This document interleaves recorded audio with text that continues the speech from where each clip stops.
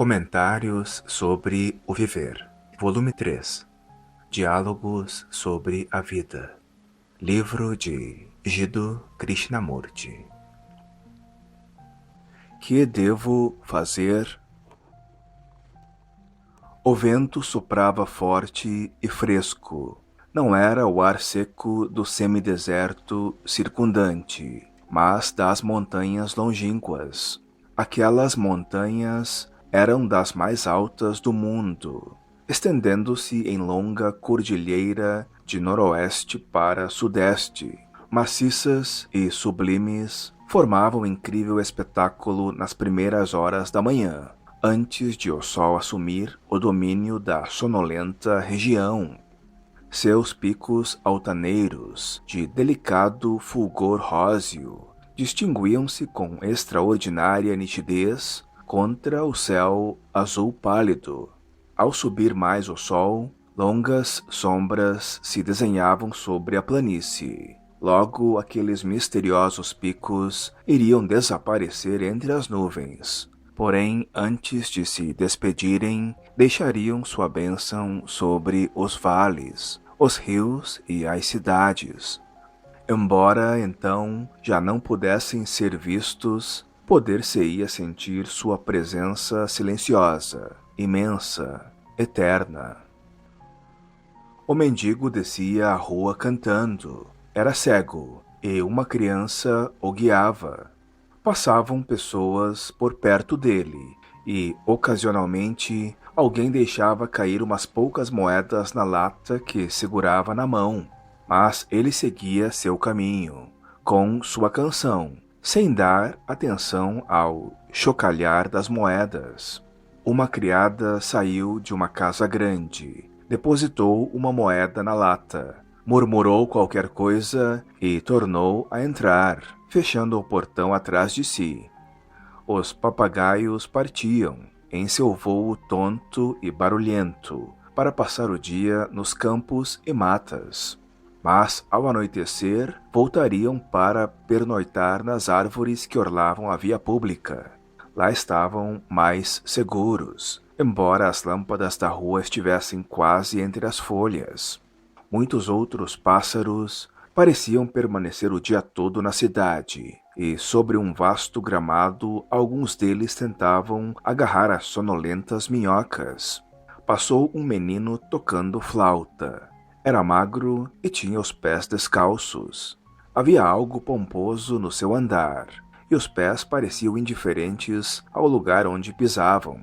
Ele era a flauta, e nos seus olhos se achava a canção.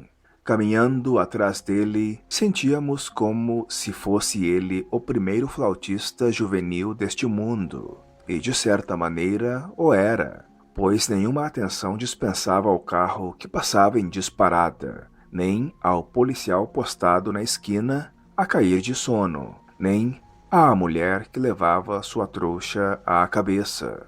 Estava completamente aliado do mundo, mas sua canção prosseguia.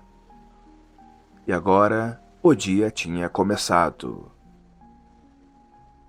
Sala não muito espaçosa, e os poucos visitantes quase a enchiam. Eram pessoas de todas as idades. Lá estava um velho com sua filha muito nova, um casal e um acadêmico. Evidentemente, não se conheciam entre si, e cada um estava ansioso por falar de seu próprio problema, mas sem desejar prejudicar os outros.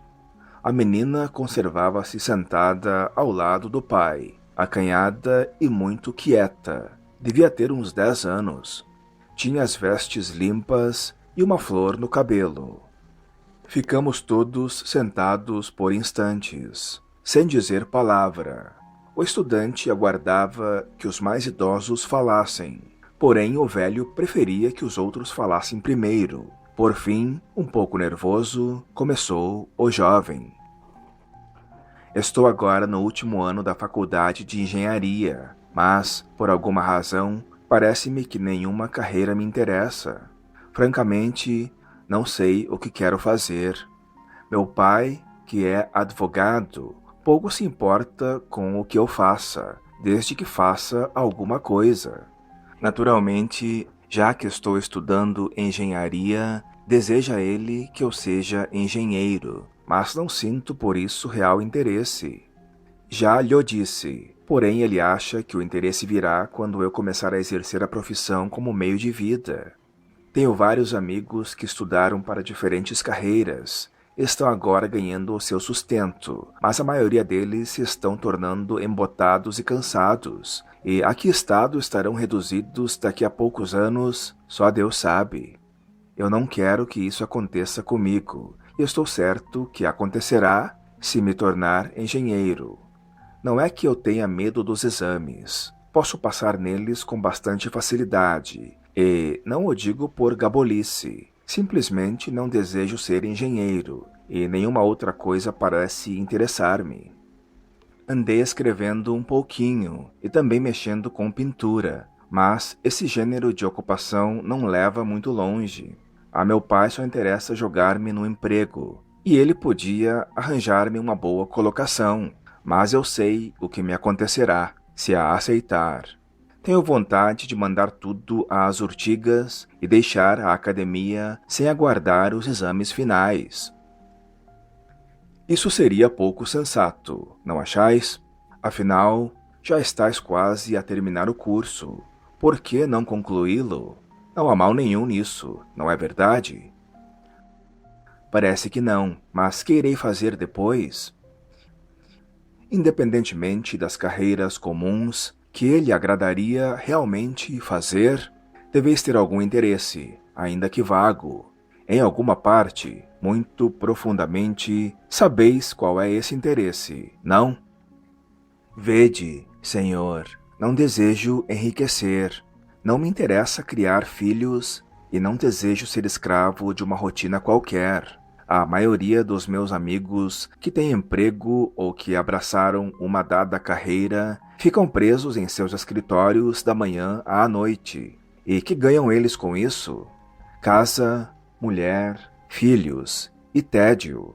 Esta é para mim uma perspectiva verdadeiramente aterradora, e não desejo cair nesta rede, mas continuo sem saber o que fazer. Já que tendes pensado tanto a esse respeito, não procurastes descobrir em que consiste vosso verdadeiro interesse? Que diz vossa mãe? Não lhe importa o que eu faça, desde que fique em segurança, quer dizer, firmemente casado e amarrado. Está, portanto, do lado de meu pai. Em meus passeios, tenho pensado muito sobre o que realmente gostaria de fazer, bem como conversado sobre o assunto com amigos. Mas meus amigos estão quase todos determinados a seguir esta ou aquela carreira, e de nada serve falar-lhes. Uma vez aprisionados numa carreira, acham que estão fazendo o que é certo, dever, responsabilidade, etc. Eu é que não desejo cair numa rotina dessa ordem, mas que é que eu gostaria realmente de fazer, desejo sabê-lo. Gostais das pessoas? De certa maneira vaga. Por que, perguntais? Quem sabe se não vos agradaria trabalhar em alguma obra social? Curioso dizer-lhes isso. Já pensei em prestar serviços sociais, e houve tempo em que fiz companhia àqueles que dedicaram suas vidas a isso. Geralmente falando, é uma classe de gente seca, frustrada, tremendamente interessada nos pobres e incessantemente ativa em seus esforços para melhorar as condições sociais, mas interiormente infeliz. Conheço uma mulher ainda jovem que daria seu olho direito pelo ensejo de casar-se e ter vida de família, mas o seu idealismo a está destruindo. Ela está presa a essa rotina de praticar boas obras e mostra-se muito contente em meio a seu tédio. É puro idealismo, sem ardor, sem alegria interior. Suponho que a religião, no sentido comum, nada significa para vós? Quando menino, acompanhava frequentemente minha mãe ao templo, onde há sacerdotes, rezas e cerimônias, mas faz anos que lá não vou. Isso também se torna rotina, sensações sempre repetidas, uma existência dependente de palavras e explicações. A religião é muito mais do que tudo isso. Tendes espírito aventureiro? Não no sentido comum da palavra. Escalada de montanhas, explorações polares, descidas às profundezas do mar, etc. Não tenho pretensões a superior, mas vejo nisso tudo uma certa falta de madureza. Tampouco me agradaria escalar montanhas ou pescar baleias. E quanto à política? O habitual jogo político não me interessa. Tenho amigos comunistas e já andei lendo algo sobre a matéria, tendo mesmo certa vez pensado em filiar-me ao partido, mas não posso suportar suas falas insinceras, sua violência e tirania. São essas as coisas que eles realmente representam, apesar de sua ideologia oficial e suas pregações pacifistas. Atravessei essa fase muito rapidamente. Já eliminamos muita coisa, não? Se não desejais fazer nenhuma dessas coisas, que resta ainda? Não sei, ou tenho ainda muito pouca idade para sabê-lo? Isso não é questão de idade, é?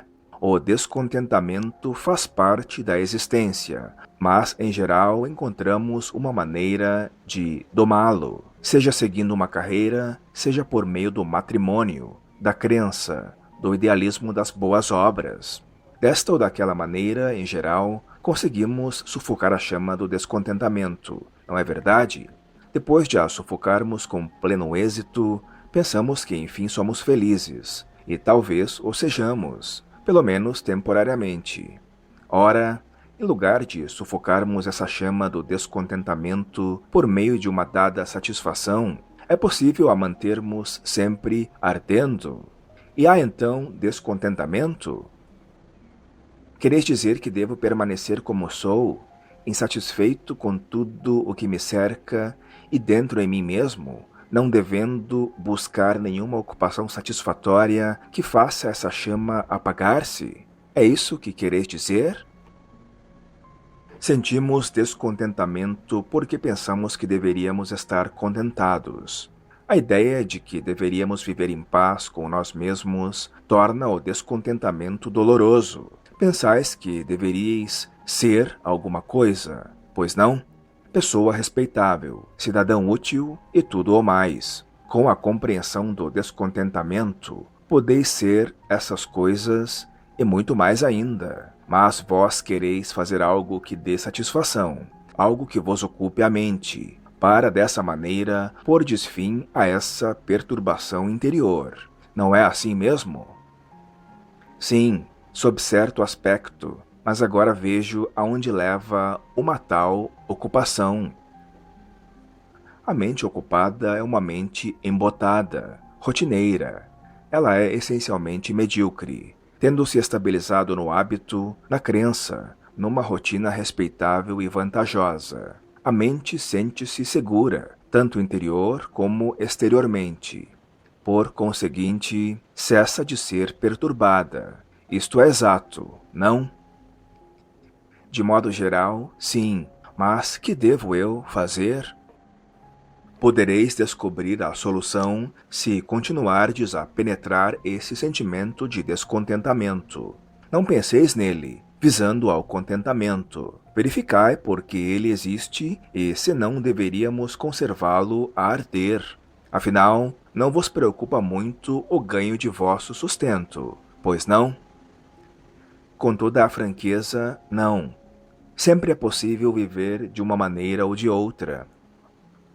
Isso, portanto, não constitui para vós nenhum problema, mas não desejais prender-vos a uma rotina, à roda da mediocridade. Não é isso o que vos preocupa? Parece que sim, Senhor.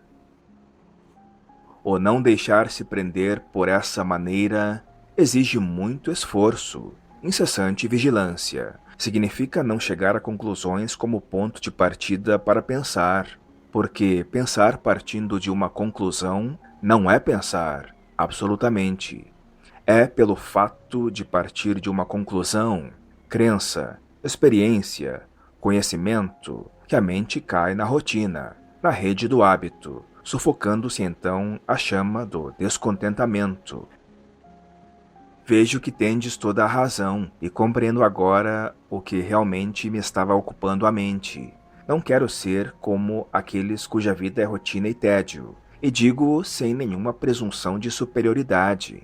Também me parece sem significação uma pessoa se lançar a aventuras de vária ordem, e tampouco não desejo estar simplesmente contentado. Começo a enxergar numa direção de cuja existência nunca soube. Era a esta nova direção que vos referíeis quando, há dias, falastes de um estado ou movimento atemporal e criador? Talvez. A religião nada tem que ver com igrejas, templos, rituais e crenças. Ela é o descobrimento, momento por momento, desse movimento, que pode ter qualquer nome ou nome nenhum. Receio já ter tomado mais do que a parte que me tocava de tempo disponível, disse, voltando-se para os outros. Espero que isso não vos desagrade. Pelo contrário, replicou o senhor idoso. Eu, pela minha parte, escutei com toda a atenção e muito aproveitei. Também eu divisei algo além de meu problema. Quando escutamos tranquilamente as preocupações de outrem, nossas próprias cargas se tornam às vezes mais leves. Ficou em silêncio alguns minutos, como a considerar de que maneira expressar o que queria dizer. Pessoalmente, atingi uma idade, prosseguiu, em que já não preciso perguntar o que devo fazer. Em vez disso, olhando retrospectivamente, considero o que fiz na vida. Frequentei também a faculdade, mas não era tão refletido como este nosso jovem amigo. Ao formar-me, saí à procura de trabalho e, uma vez empregado, passei os seguintes 40 e mais anos trabalhando para viver e manter uma família algo numerosa. Durante todo esse tempo, estive preso na rotina de obrigações, a que vos referistes, e nos hábitos da vida doméstica, conhecendo seus prazeres e tribulações, suas lágrimas e passageiras alegrias. Envelheci de luta e de tédio, e nos últimos anos o declínio se tornou rápido. Relembrando tudo isso, pergunto agora a mim mesmo, que fizestes de tua vida, fora da família e do emprego, que realizastes efetivamente? O velho fez uma pausa antes de responder à sua própria pergunta. Através dos anos, ingressei em várias associações pelo melhoramento disto e daquilo. Pertencia a diferentes grupos religiosos, retirando-me de um para outro, e li, muito esperançoso, a literatura da extrema esquerda, para descobrir apenas que a organização deles é tão tiranicamente autoritária como a da igreja. Agora que estou aposentado, percebo que vivi apenas na superfície da vida. Deixei-me apenas levar pela corrente. Embora tivesse lutado um pouco contra a forte corrente da sociedade, vi-me, afinal, arrastado por ela. Mas não me desentendais. Não estou a deplorar o passado. Não lamento as coisas que ocorreram. O que me preocupa são os poucos anos que ainda me restam. Entre hoje e o dia já tão próximo de minha morte, como irei enfrentar essa coisa que se chama a vida? Eis o meu problema.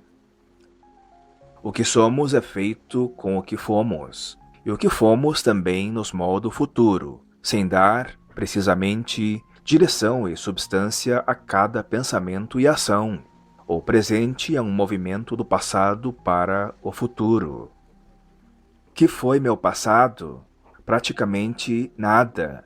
Não houve nele grandes pecados, nem ambições desmedidas, nem aflições acabrunhadoras, nem degradante violência.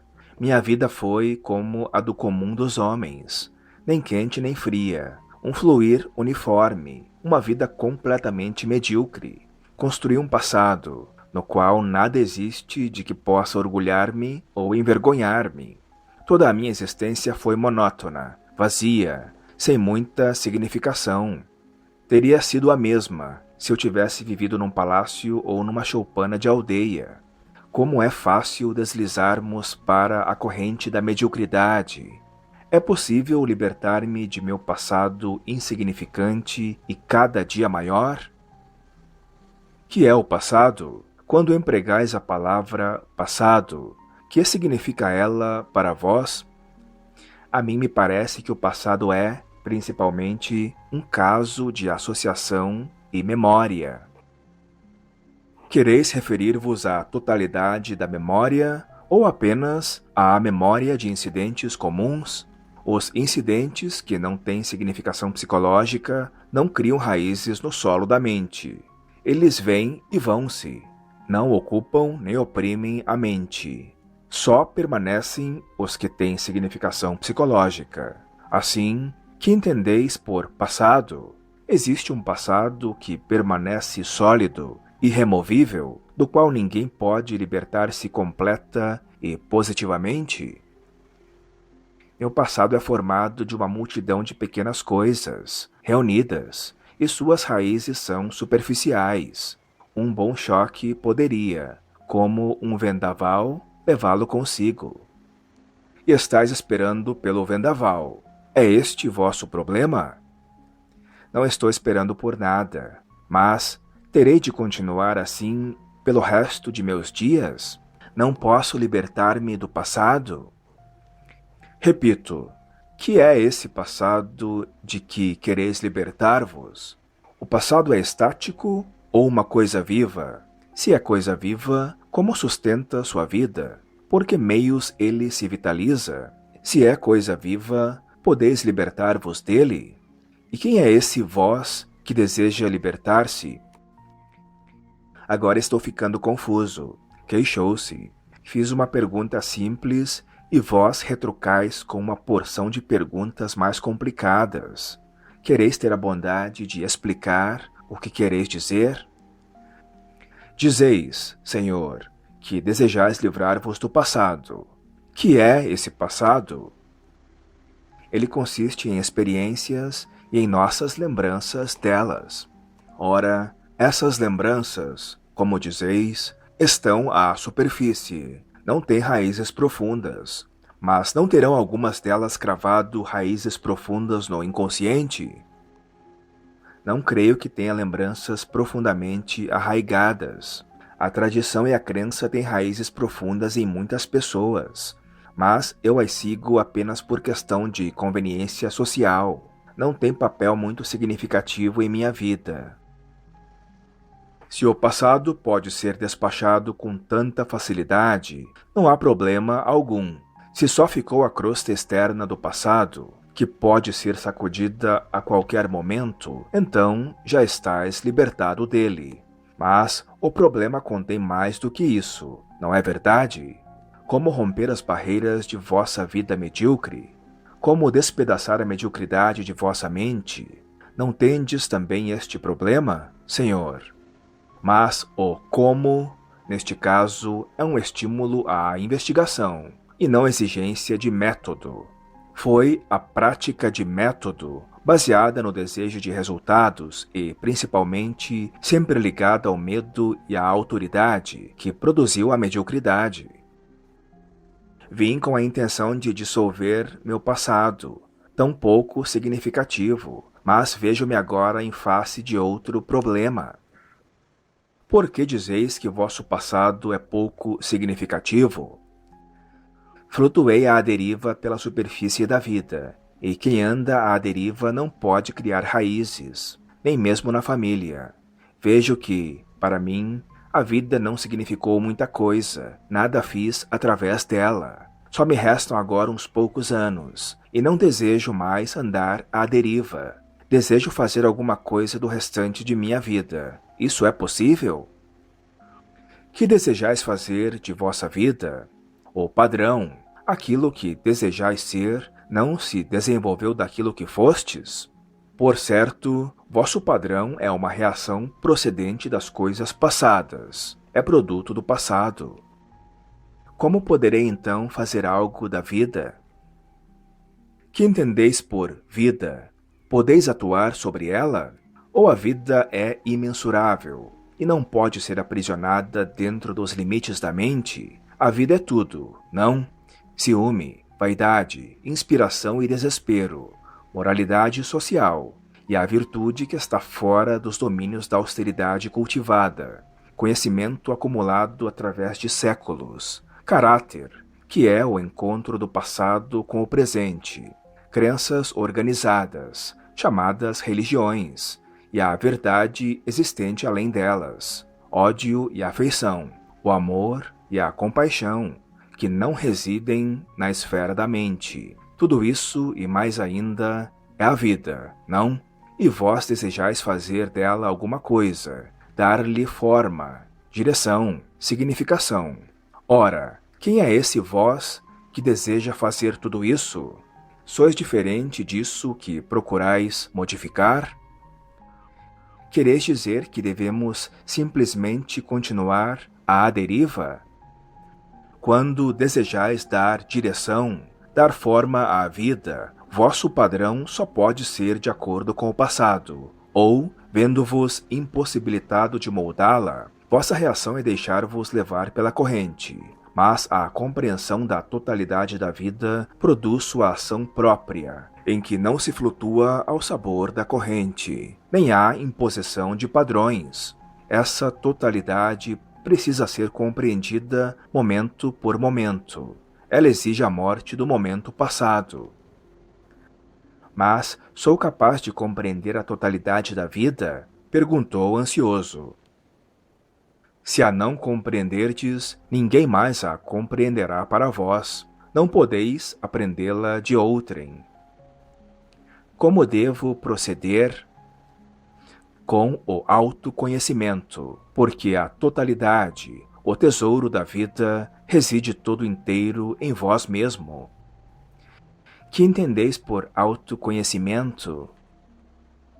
Ele significa perceber os movimentos de vossa própria mente, conhecer vossos anseios, vossos desejos, vossos impulsos e buscas, tanto ocultos como patentes. Não há aprender quando há acumulação de conhecimento. Com o autoconhecimento, está a mente livre para se tornar tranquila. Só então vem a despontar aquilo que reside além dos limites mentais. O par de cônjuges estivera escutando todo o tempo. Ficaram aguardando sua vez, sem interromperem a conversa, e só agora o marido se manifestou.